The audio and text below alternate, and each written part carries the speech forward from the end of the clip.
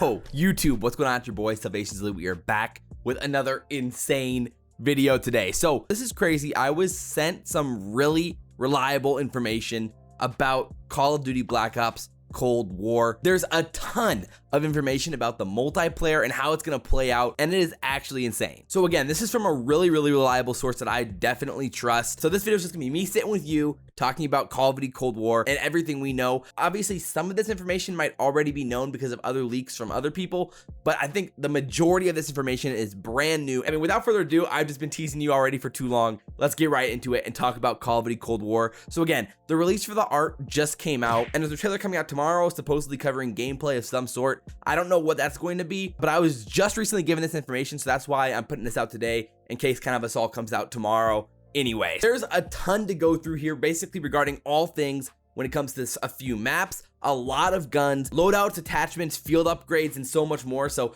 we've got a ton to break down. Without further ado, let's get right into it. Let's go. So we're going to start off with some of the broad things first and then narrow it down as we go to kind of the more juicy stuff. So first of all, it's CIA versus Spetsnaz is how the multiplayer is set up.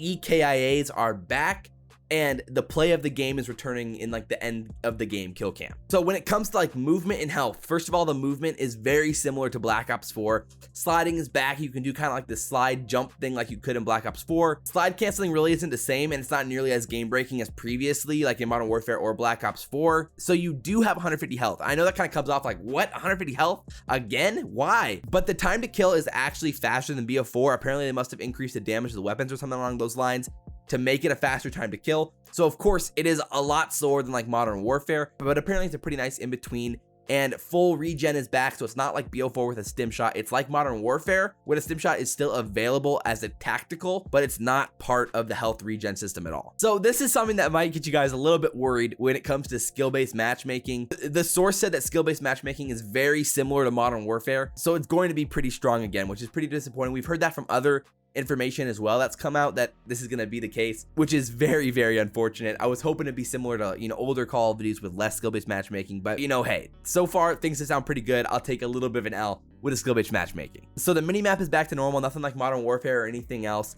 and Dead Silence is a perk again. So originally there was information about Dead Silence being worked on as maybe a field upgrade or in different ways again, but it is officially back as a perk, which is fantastic. Things you absolutely love to see. And again, field upgrades do exist again here, and trophy systems are field upgrades, and the other options are proximity mines, EMP grenades, and something called a field mic, which apparently enhances the footsteps of enemies in an area, which is something I don't love to hear, but you know, hey, why not? I was told about 3 maps specifically. One is like set in like a Miami. It's like a 6v6 style map, but it's apparently really big for a 6v6 style map. Part of it's like on a beach, part of it's like downtown, and some of it's like in a club or like in a hotel style setting. It does have some sort of 3-lane design, but it is really large. Another map is like a deserty style, like Northern African style map. He said it was very similar to like the Battlefield 1 desert map. Apparently it's very open and like a weird, very different style multiplayer map than normal Treyarch games in the past. There's crates, like ammo crates or supply crates on the map,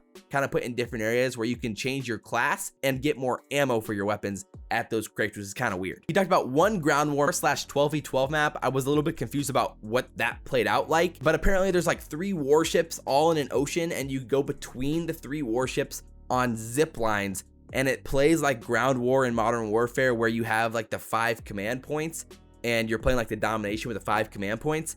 I'm not sure if there's vehicles on the map or if like there's planes on the map or anything else like that, but as far as I know, the map design is like really weird with like 3 warships all connected with zip lines. Apparently the swim mechanic is back. There's like some part of that map that's like sunken in water, and so you can like swim in the water. So that's very similar to like some of the Black Ops 4 maps where you could like swim through the maps in that way. And to clarify, there are no specialists, so there's like no special abilities or anything like that. So all of you know, specialist haters don't have to worry about that anymore. There are no specialists in Black Ops Cold War, and score streaks are back with a little bit of like a twist.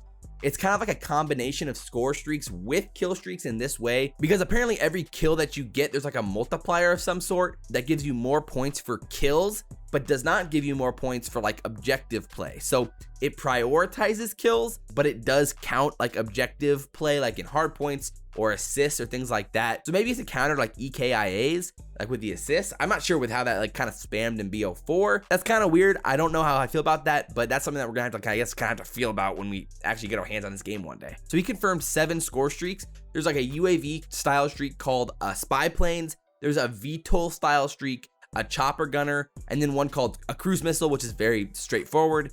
And there's a napalm strike, which is like a lightning strike. And then there's an artillery type streak, maybe like World War II. And then a flamethrower of some sort. I'm not sure how that comes into play either. Game modes, he confirmed hardpoint, and he said the only difference with hardpoint was that there was an arrow that shows the location of like the next hardpoint. So I mean, I guess, sure, why not?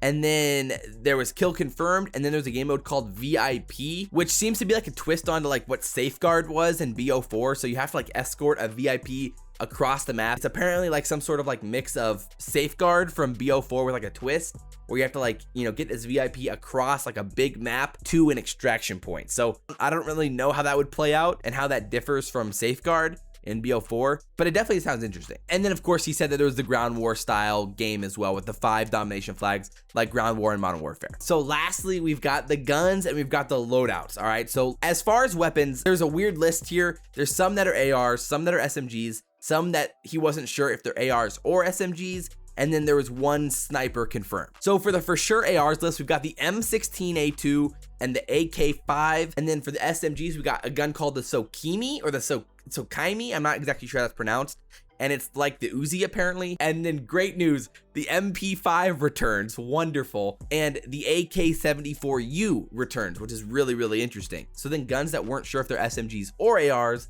is the Type 63, a gun called the Stoner 63, the Type 15, and the Colt Commando. I think most of those are ARs, but I'm honestly not sure. And then the final sniper, which is pretty interesting, is the M40 is making its return to Call of Duty, which will be an absolute blast. I cannot wait to use it. So then when it comes to loadouts and attachments, so first of all, the attachments are apparently very similar to Black Ops 4 and like how they work, and similar to like past Call of Duties, not as reminiscent of Modern Warfare and not as many options as Modern Warfare with how the gunsmith worked before. I think if I remember right, this was reported in the past as well with how loadouts work.